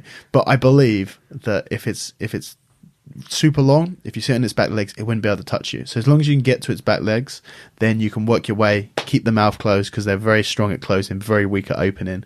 And then with a crocodile, I was having this conversation, I just probably try and pull the head back. And crocodiles are hard because they're like a fucking dinosaur. They've got hard, scaly skin. They can swim quicker than us. They can run quicker than us. They've got zigzag. They've been around a lot longer than us. Yeah. What are you going to do? Yeah. Well, I'm glad you asked, Nick. I'm glad you asked. So what I would look to do with a crocodile is basically... And they can climb better than us. Yeah, I'd probably get on its back and try and punch it. I try and punch it as hard as I can in between the eyes. I think it's got like a brain the size of a peanut. So I'd probably try and rattle that little peanut brain around its head. Then I'd try and grab the jaws closed and pull its head back, basically fold it in half. That must snap something in the neck. If that didn't work, I'd gouge its eyes out with my fingers, and then I would roll it onto its back. This is where it gets interesting. And I would try and work my way through the soft underbelly. So this is one of the questions of the flowchart. Does it have develop strong fingers, penetrating fingers? Hell no, because fingers are soft, my friend. This isn't Kill Bill. Fingers are soft. You ain't getting through something. If it was hard and you could punch through it Kill Bill style, that's one thing. But this is soft. You're not going to get through. The nails are not going to cut through. I'm going to go Kobayashi on this motherfucker. I'm just going to bite my way through his belly. Okay? Because just like that. Bite my way into it. Once it's in there, then the hands come in. Basically try and rip its internal organs out. It's going to be... Look. It's going to be a mess. Yeah. But this is a life. I don't want to kill a crocodile. I love crocodiles. They're great. But if it was me and a crocodile and one of us was leaving that room, I ain't going down without at least trying to bite my way through its stomach. Yeah. Your turn. Nick's in. I can't. No. I've not been thinking about it the same way you have. I've been coming at a slightly more pacifist, cerebral approach of how could I avoid the wild animal that wants to kill me from killing me. Okay. So it's a different approach. I feel like I've exposed myself. No. Well, you were like, we're talking about fighting animals. You didn't say self-defense in animals. But. No, I love the idea of being in front of a wild animal. Yeah. And feeling its presence in kill mode, in hunt mode. And having the but not necessarily energy down. Yeah, not necessarily fighting it, but I'd love to know that energy, that power. And I think that's what I was perhaps drawn to when I was younger, when these scenarios would appear in my dreams or my daydreams or whatever. And my mum laughs that I used to talk about, fighting a bear or a lion or a shark or whatever. Man, bear's one of those I wouldn't want to fuck with a bear. Yeah, they can run as fast as a horse. Yeah, you wouldn't want to fight any of these. But that's why I'm thinking, right? A bear or a crocodile? I want to fight the crocodile for sure. Yeah. A full-grown bear? I want that crocodile. No, because a bear, you got two around the head and everything. And crocodiles they'll rip your intestines out with their fucking claws. Their claws are like 6 inches long. You do not want to. The bear is like one of the lowest on my list of animals that I'd be up for. I'd probably fight a bear my weight. But a full-grown bear against full-grown me, I would not favour myself. No. I would not bet my purse winner takes all on that fight. So what if you could tame the bear? So kind of just the bear's in front of me, and I try and talk it down. Yeah, that'd be pretty awesome, man. Yeah, that'd be awesome. That would have to be your only. If you have right now, let's scale it up to dinosaurs, right? People will be listening to this like this is because but this now I'm interested. So if you're talking about right, I don't fancy my chances against the bear. I do, yeah. But if it was a dinosaur, where you wouldn't even entertain the chance that you could potentially win a physical confrontation, then you have to go straight into thinking more pacifying the dinosaur mode. Mm-hmm. So they're the kind of skills that interest me. Okay. Let's go back to the bear. Because we don't have to worry about dinosaurs. Here's the thing with the bear. They say with the bear, you need to act aggressive, right? Okay. I didn't know that. That's what they say with the bear. Because so act big and scary. I think a lot of the time. Most animals don't want to fight for the most part. They're like, animals are kind of pussies. That's right, animals. What are you going to do about it? But for the most part, they don't really want to fight. Again, do not take advice from me. Do not blame me for any. Yeah, I'm gonna have to happen. put a disclaimer on the description here. The opinions of this podcast are Daniel Strauss and Daniel Strauss alone. Do not try and attempt to do anything. Yeah, Daniel only fights bears under the supervision of trained professionals. Yeah, I think they say if a bear's coming to you, if you like cower, you'll just rip you apart. You need to be like, oh, fuck you, bear. Yeah. Have you seen the video of Khalib versus that was amazing. For me, that is why he's the best wrestler in the UFC, hands down. Yeah. I'm not sure how I feel about that, having the bear in captivity and wrestling it, as awesome as it is. No, I agree with you. I think there's a small chance the bear would have enjoyed the wrestle, but I don't think he would have enjoyed being kept in chains. And I don't know how often he was kept in chains. Yeah. But you know, that video was.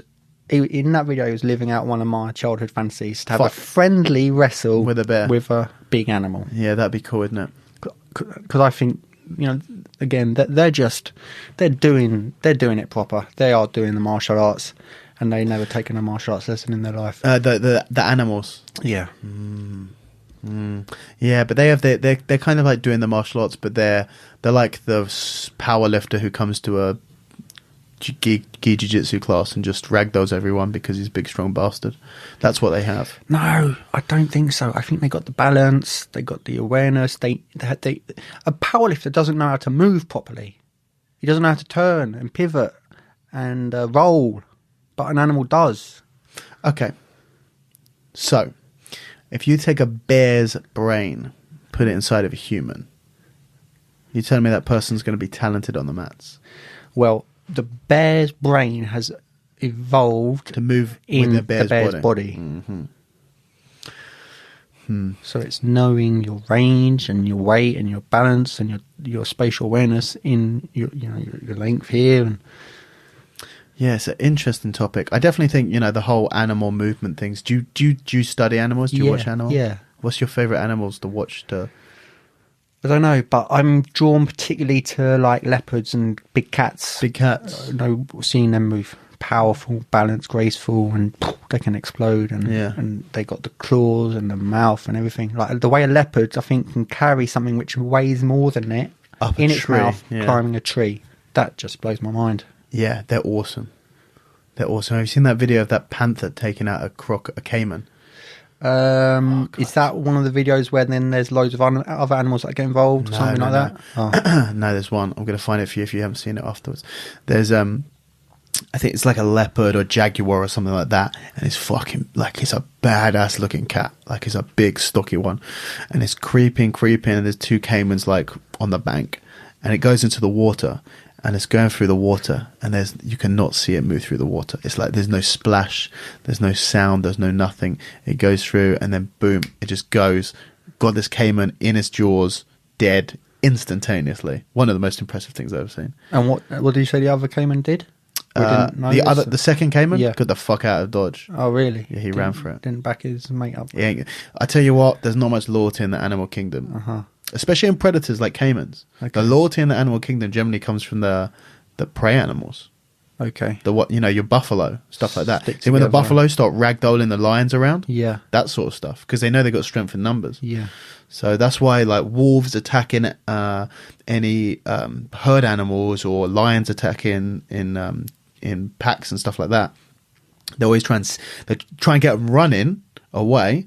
And then hopefully one's just slow, like the baby one or the slow one, and then they'll kind of steer them away. They got to take, because if they just try and go, most big herd animals will like stick together, because they know there's got like you got 300 fucking horned buffaloes ready to gouge you out. Those odds are not good for you. Yeah. So they got to try and separate one off from the pack. So I love watching the herd mentality, the dynamics, that even within those numbers, you still need the leaders to be the first one to say, no, hang on, we're not running, we're fighting back here, you know. And I love comparing that and seeing that in human behaviour, and you know, whether it's the football hooligans or in a pub or in an MMA arena, you know, the same things are going on different, you know, maybe more subtle levels or not so subtle levels, but you still got within those large numbers, you still got the different archetypes almost. Definitely.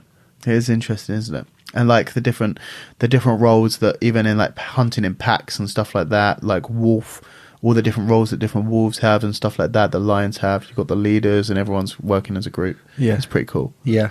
And I think they know their archetype, their role, their dynamic more than a lot of humans know theirs. 'Cause a lot of us are lost. We don't have the direction. We don't really know who we are because we're not spending as much time in nature or in with solitude or contemplation or in our own bodies. Not looking into yourself to see. Because of all the external stimulus and the distractions and the media and all that stuff.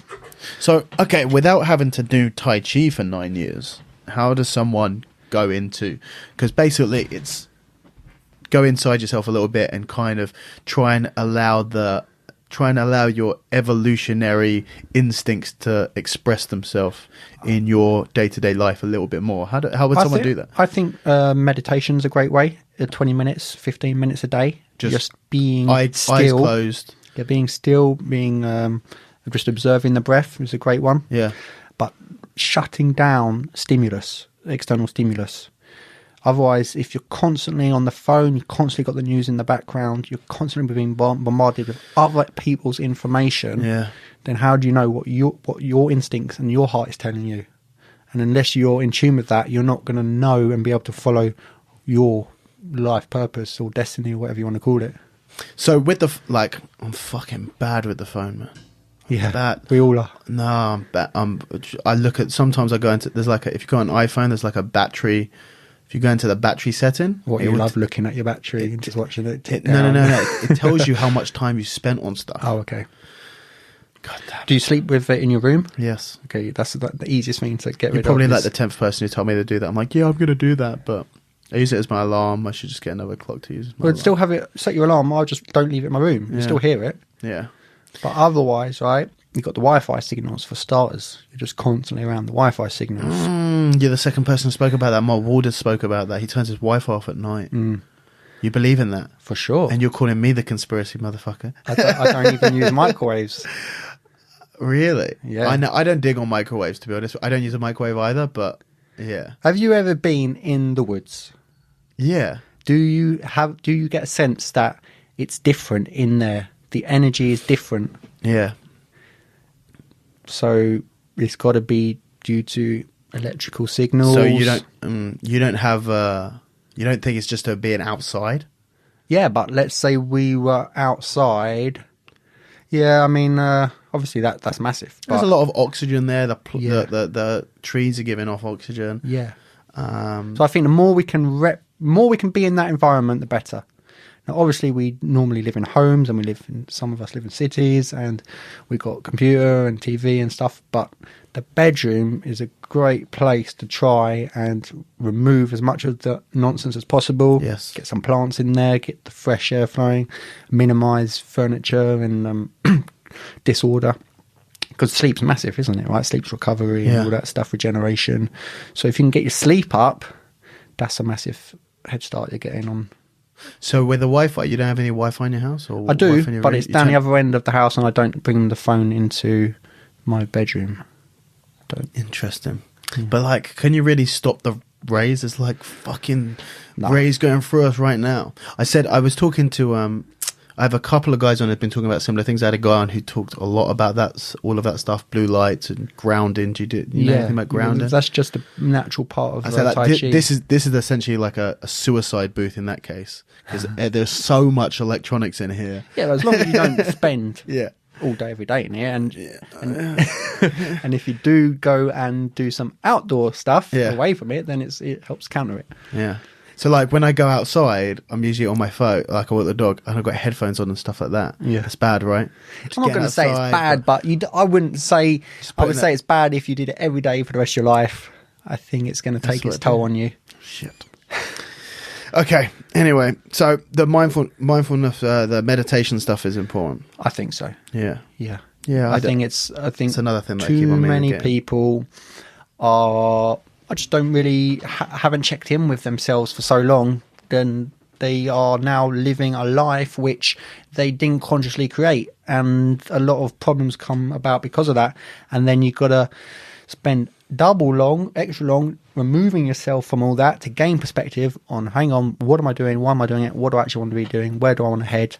And then put things back in order. Whereas if you just top up 15, 20 minutes a day, you can prevent a lot of that from happening in the first place. And yeah, I feel you. Okay, let's get on to your art. Okay. So when did that come in? That came in after ayahuasca as well. So was that immediately after the ayahuasca? Yeah. So when were you it was after you quit MMA? Yeah, so I stopped fighting in the UFC at age 24, and I did ayahuasca, I think, at 26. What was the reason that you did it, just out of interest? I did it because I had one of my jiu-jitsu coaches called Eamon Madden, who is in London. He was going to it, right? And I remember asking him, what is it? And I remember he said, wait, you can ask any question and get the answer. Okay, that's all I needed to hear. I was like, all right, can I come with you? He said, yeah. And then I went. Yeah. And then during the experience, common reporting is you see a lot of geometrical patterns. Yes. And I have come to believe that when an idea is so abstract, you don't even see it as an idea. You've got nothing to relate it to. Everything is a symbol. Everything is a symbol, right? But the symbols take on different meanings the more familiar you become with them. But when something's so abstract, you haven't even conceived of it, you've got nothing to relate it to, all you can see is energy moving in a pattern. And I think that is what the sacred geometry stuff is that people experience. So anyway, after that, I got into painting it because I wanted to understand it more, experience it more, get to know it more, share it more. Plus, I've got a bit of background in art anyway. I enjoy creating, and I actually, when I came back from traveling and I had a lot of free time on my hands when my son was about to be born, I thought painting was the perfect thing to do to help pass the time and have an excuse to be creating something in a scenario where I could spend a lot of time next to my baby. Yeah. And you say like the sacred geometry, because is that to do with like the golden ratio and stuff like that? Yep. Golden ratio is one of the more famous or well-known sacred geometrical patterns, also known as phi or the golden ratio. And it, people see the spiral, which can Fibonacci sequence. Yeah. And so that can be seen in many examples in the universe, from the micro to the macro, whether it's a small flower to some of the more celestial bodies and galaxies and stuff like that. Yeah. So the thinking behind sacred geometry is they are universal fundamental patterns which manifest on their fractals. They appear on every level of creation. Because I read a little book about it, and it blew my mind a little bit, but it was kind of interesting. But it's all about maths, basically. You can understand it in maths, like in terms of numbers. Like the whole idea is that math is the language of physics, but is the language of nature, is the language of life, and that. Yeah, it can be explained in numbers. Yeah. Okay, and you're doing really well with the art stuff. It's going well. People are digging it. Did you expect that? I know it's going to get more and more popular every year, the same way I know hemp's going to get more and more popular every year, because generally the collective consciousness is evolving in such a way that people are waking up to the fact that everything is connected. We need to live with a little bit more consideration on our environment and how we're impacting it. And,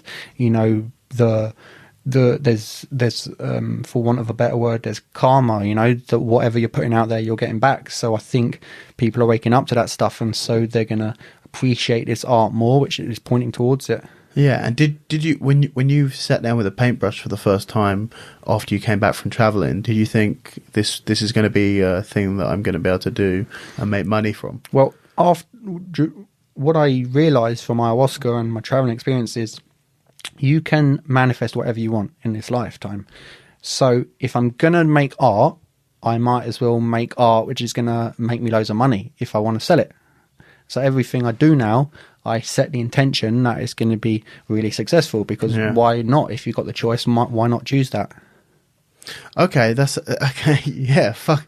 Okay, so basically, if you can have anything you want if you believe in it. If you Is that the idea? No, you're not just believe in it. You've got to be prepared to work for it, and you've got to make the right choices to help bring it into fruition. But don't ever tell yourself that you're not going to be able to do something. Basically, yeah. I mean, why don't talk yourself out of anything? but people do all the time. Yeah, absolutely.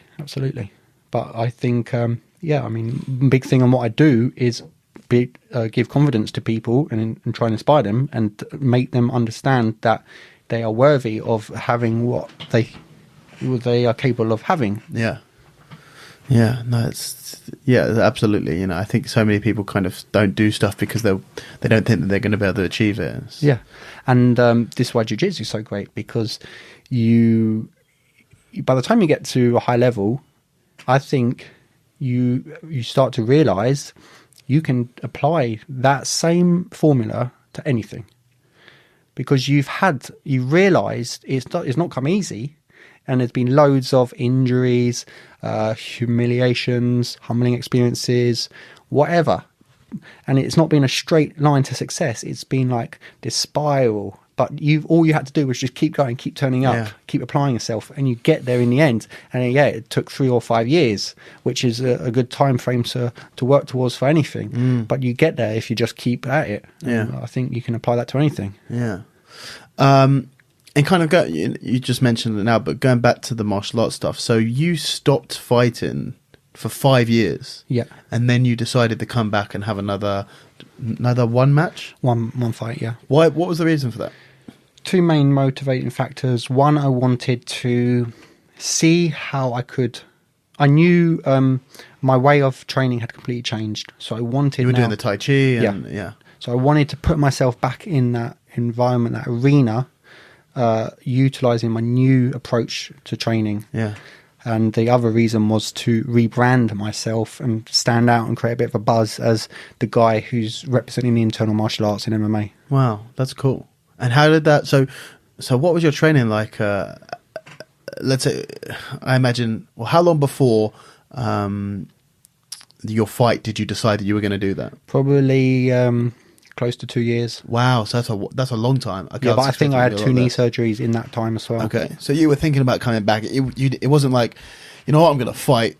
Sign me up. Let's go. Let's do it now. It was very a much longer process.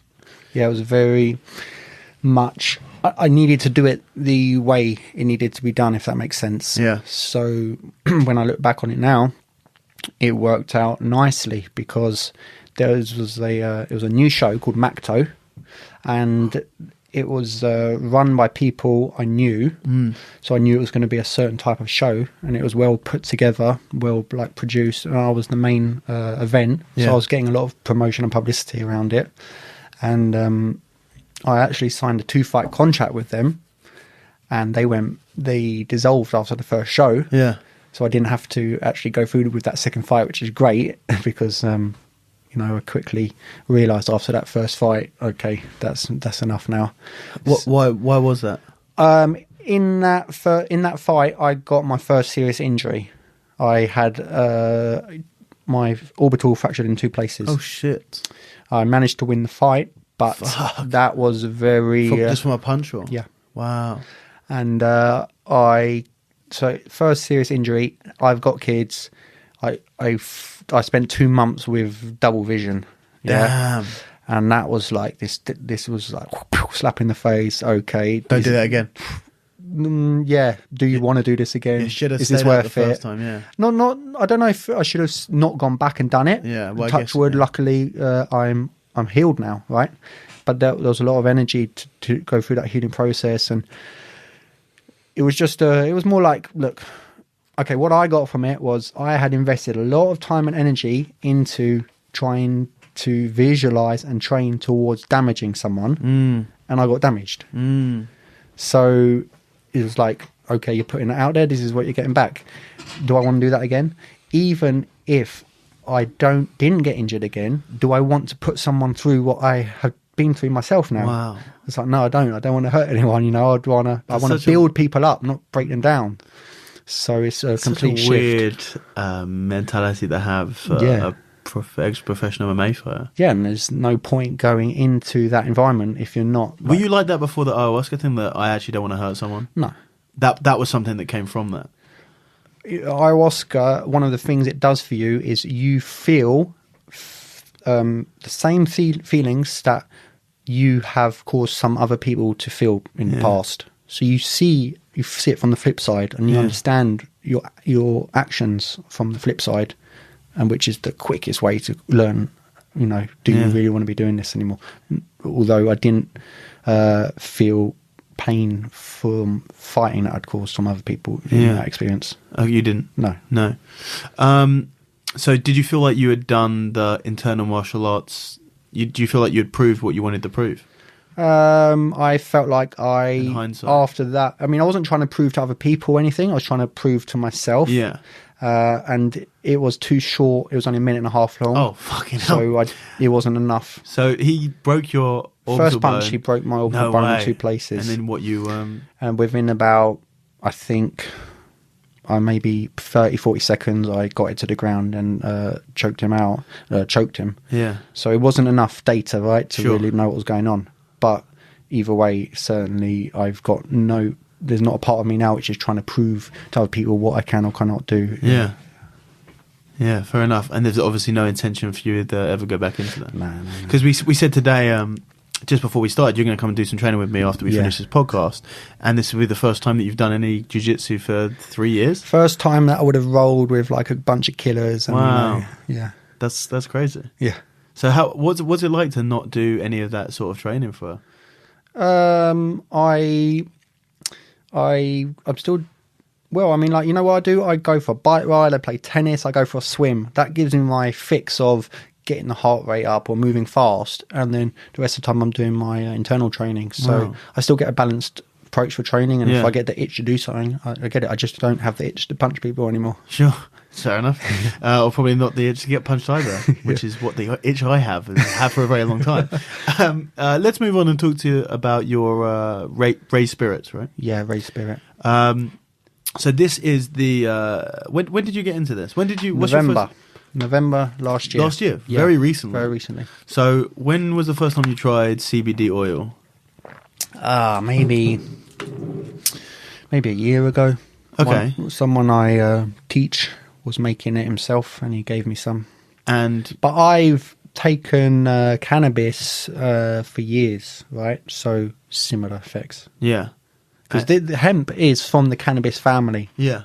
It's just it's got very low THC, so it doesn't give you the high. Yeah. But the physical, the bodily benefits are still the same. Sure. So I'm well aware of what it can do for the body. Okay. And so you, after trying that, you thought that you'd get in on producing your own? Well, how it went was I've known that 2018 I was going to get married, and 2019 I was going to buy some land. I didn't know the details, like much to my fiance's annoyance. So that was your plan? I just knew it. It wasn't even a plan. It was I knew it. Like, right? you knew it because you had you felt it? Yeah. Or you put it out there that you knew? The feeling it came first. Okay. And then for about 6 months, right, in 2017, I was being bombarded with CBD, all different angles. CBD. It's blowing up. Just people, like, just messages, signs. Yeah. And I was like, well, okay, I get it. I'm going to be getting involved in CBD somehow. Yeah. And then I was starting to maybe actively look, right, well, where's the opportunity? Nothing felt quite right. And then one day, 2 people walked into my Tai Chi class, and they work on an organic hemp farm half an hour from where I live. No way. I said, do you do CBD? They said, yes. I said, can you white label me? They said, we'll go think about it. And then 2 months later, I had a launch party in November, and in January, it became legal in all sports. Yes. So I was like, okay, this is how it's playing out. And now it's just blowing up. And I guess now I know the way I'm paying for the wedding and the land. Yeah. Sweet. Yeah. And for those who haven't done, because I have had questions about CBD before, obviously simply it is the same as cannabis but without the high. Yeah. Going into more detail, what sort of effects would someone expect from CBD oil, and how does it happen? How does it work? In our body, as well as inside the body of all mammals, we've got an endocannabinoid system. This was only discovered by science in the 80s. Now it spreads throughout the body like our nervous system, and it needs cannabinoids to function optimally. CBD is a cannabinoid, right? So you're giving the endocannabinoid system what it needs. What was that system? Why do we have that system? Well, you can only speculate. Yeah. But one good theory is we have that system because, now this is going to sound a bit wacky to some, we co-evolved with hemp or cannabis. Is this the stoned ape theory? Don't know what that is. I've heard about this. Is that theory to do with quantum leaps in consciousness, foods, psychedelics such as mushrooms? Yeah. This is slightly different. Okay. And I'm not saying this is definitely right. I'm just saying it makes a lot of sense that hemp or cannabis and humans have co-evolved over thousands of years. They've mutually supported each other to propagate and survive and thrive. Yeah. Because they've both been around for a long time. We've helped hemp spread across the world, and we've got an endocannabinoid system. So, that's one theory. The way that would have worked through natural selection is that that originally some sort of system, this endocannabinoid system, was a genetic mutation, and it gave some sort of evolutionary advantage to a certain human who was able to then more successfully procreate and pass over. It's not infeasible. No, I'm totally down with it. And what the edge it gives us is the function of the endocannabinoid system is to regulate homeostasis. So what that means is to bring our body into balance. So all the organs, all the cells function better when our endocannabinoid system is functioning. Right? So whatever, let's say your hormones are out of whack, get the endocannabinoid system working properly is going to bring the hormones back into balance. So that's why it has so many far-reaching benefits, and it's suddenly everyone knows about it and it's healing all these things because it regulates homeostasis. Okay. So what are those effects that it does have? There's many, too many to list, but I can tell you the popular ones. People are taking it for anxiety, okay? It's helping them calm down, relieve stress, help bring them more into the body, ground them. People in sports are using it for recovery because it's naturally anti-inflammatory, so it's helping them recover quicker. People are using it for deeper sleep. People are using it for skin conditions such as eczema. Topically? Yeah, you can you topic this one because it's in coconut oil. CBD is fat soluble. Coconut oil. So that's what. So do you just? Is Ray Spirit just the coconut oil? No. Ray Spirit is a hemp brand. So next month I release the concentrated drops, which you apply sublingually, put it under the tongue. Yeah, because I have some experience taking the CBD oil before you gave me one of these pots, and I did that. That's what I did. It's just the Canavate one, and I take it before I sleep. I genuinely believe that it will help you. That helps people get to sleep. I said this. Someone asked me about this on the Ben Wybrow podcast about CBD oil and stuff, and I said, look, I think that it helps you sleep, and I know lots of people really struggle to sleep after training, because they get amped up, and if they're working, luckily I don't have to get up too early, so I can naturally relax a little bit before I go to bed, and I don't have too much problem getting to sleep. I know a lot of people do. Yeah. If you do, get some CBD oil and try it. Yeah. Before you go to bed, and see if you sleep better. Yeah. And what you're gonna lose? How much is one of these? That one is 60. The smaller one is 35. Yeah, you're going to lose 35 quid, and it could change the way that you sleep forever. Yeah. Not only that, but you will notice other benefits as well. Yeah. If you want to use it for sleep, I recommend rubbing it on the soles of your feet half an hour before bed. Oh, really? Yeah. How much? Well, whatever, just as much as it takes to spread on the soles of your feet. Okay. Maybe like half a teaspoon, 1 teaspoon, something like that. Yeah. But yeah, so CBD is fat soluble. Coconut oil's high in healthy fats, so CBD binds to the healthy fats, goes in through the liver, spreads throughout the whole body. Best way to take it. So you can just eat. So yeah, that was the thing with the pure oil. You have to hold it underneath your tongue for it to be absorbed. Yeah. So it doesn't get absorbed through the digestive system. Yeah, it's not as powerful that way, but it gets into the system a bit quicker. So this stuff. That's the magic right there. Yeah, I find it's just a pain in the ass to have to hold it under your tongue for a couple of minutes. So this stuff you could just eat. You eat it raw, put it in your tea or coffee, put it on your toast, add it to cooking, put it on your skin. A lot of people doing combining it with coconut oil. That's pretty common. No. Really? No. Why not? Is it harder to produce? Yeah, they're all handmade and hand labeled and everything. And my biggest problem is working out how to scale up production to meet demand. But I'm working on it, and I don't know. It looks nice. Thank you. I said that when you sent it to me. Yeah. I had no idea when you were messaging me before. I had no idea it was you. Yeah. I just thought Well, I was hoping to meet you at Polaris, but Yeah. I guess we were both doing our thing. Yeah, exactly. I was drunk and you were working. Yeah, and then you messaged me. I was like, okay, that makes sense. And then I remembered like the raised spirit stuff, and everything fell into place. But yeah, I've been eating it after training for the last couple of weeks. Nice. Yeah, I definitely think that'll be interesting. I might try it. I might rub some on my feet tonight. Yeah. See how it goes. So what is it with the feet? It just absorbs. I think it absorbs through the soles of the feet, but B, for me, why reason why people can't sleep, okay? I would give some more general advice, not just take CBD. Yeah. You got to reduce stimulus right down leading up to bedtime, okay? Internet, screens, TV, whatever, bring it down. Obviously, caffeine, bring it down. Some people still don't know coffee and fizzy drinks, caffeine, keep them before midday or something like that. Yeah. If you're thinking too much, you're up in your head, your energy's up in your head, you're going to have trouble sleeping, right? By bringing your awareness to the soles of your feet, you're going to bring the energy down the body, and then that's going to help you sleep better. So just by even if you massage your feet with nothing on it, you're still going to sleep better. It's taking your awareness down. Okay, that's interesting. Yeah. Cool, man. So you've got the other stuff that you've got coming out from this is the So next month I've got the concentrated drops and organic hemp protein. Everything's organic, and gradually I'm going to be putting out more and more hemp products, including clothing and stuff like that, because hemp's amazing. Yeah, paper. Yeah, you can do everything with it. It's amazing. It's great for the environment. Yeah, it was. It's still just a bit weird that they made it illegal. Yeah, so much of it,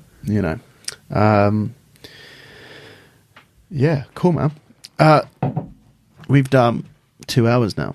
Well, that went quick. It goes very, very quickly. Yeah. And luckily, I didn't talk about fighting animals as much as because then Nick was just like, I don't want to fight the animals. I want to be friends with the animals. I was like, oh fuck, I look like a psychopath now. I like animals as well.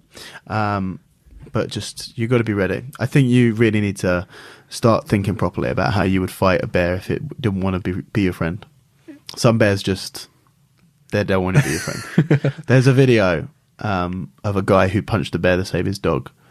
It's one of the greatest videos on YouTube. I think I've seen that. He's a crazy man. And he's not a crazy man. He got away with it, didn't he? Yeah, he punched the bear. He ran up and he punched it. He told it to fuck off. Yeah, and then he was just like, they're interviewing him about it, and he went, one of my favourite lines ever, which I'm definitely going to use in some promotional video at some point. He said, "The beast that I'm scared of hasn't been born yet, and his mum is already dead." And that's one of the best lines I've ever heard in my life. What does his mum is already dead bit mean? Well, it means that he's not been born, and he ain't going to be born. Oh, okay. He's not going to be. So he's not scared of anything. Yeah, that sounds like Mike Tyson said that or something. Yeah. Spinal. Cool, man. Where can any find this and your art and your stuff? RaisedSpirit.com's got everything: mindful movement, sacred geometry, and all the hemp stuff. Everything. Yeah, RaisedSpirit.com. RaisedSpirit.com. Yeah. Cool, man. And that's got everything that you got. Everything, yeah. Sweet, man. I wish I put everything in one place. It took me a while, but I had to get done eventually. Dude, thank you very much. I'm really looking forward to going and doing some training of it. Yeah, me too. Awesome, brother. Nice one. That is all, guys. I hope you enjoyed the episode. If you want to find out more about Nick, then you can check out his website, find the various things that he does. It is raisedspirit.com. On there, you can find links to Mindful Movements, which is his I guess his combination of all of the different arts that he's trained, his martial arts, Tai Chi, yoga, meditation, all of that stuff. You also have the CBD oil and the sacred geometry, which is his art stuff as well. So check out that website if you want to find anything more about him. As usual, you can find out more about the podcast or follow me on Instagram or Twitter at raspberry_ape. You can follow me on Facebook, on YouTube at youtube.com/raspberryape.